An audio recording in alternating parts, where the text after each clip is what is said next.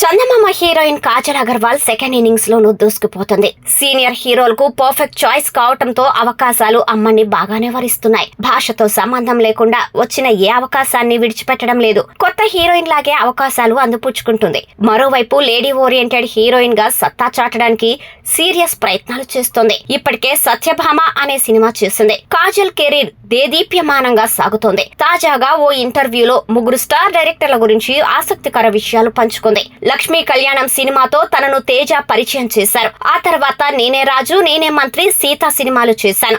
Director గా Teja style different గా ఉంటుందని తెలిపింది. మిగిలిన దర్శకులతో పోలిస్తే మేకింగ్ లో చాలా విషయాలు కొత్తగా అనిపిస్తాయని తెలిపింది. పర్ఫెక్షన్ కోసం ఎక్కువగా వర్క్ చేస్తుంటారని, అది తనకు ఆయనలో బాగా నచ్చుతుందని చెప్పింది.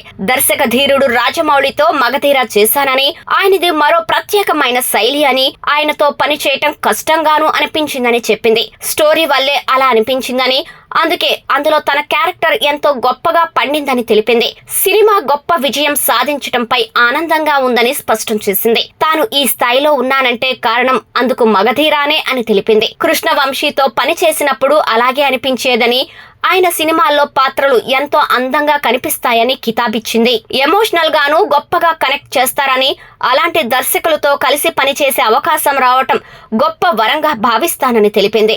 ఒక్కొక్కరిది ఒక్కో రకమైన పద్ధతి. ఈ ముగ్గురు నుంచి తాను చాలా విషయాలు నేర్చుకున్నానని చెప్పింది. తెలుగు, తమిళ, హిందీ భాషల్లో కలుపుకొని 65 సినిమాలు చేశానని, ప్రేక్షకుల అభిమానం వల్లే ఇంత జర్నీ సాధ్యమైందని అన్నారు కాజల్.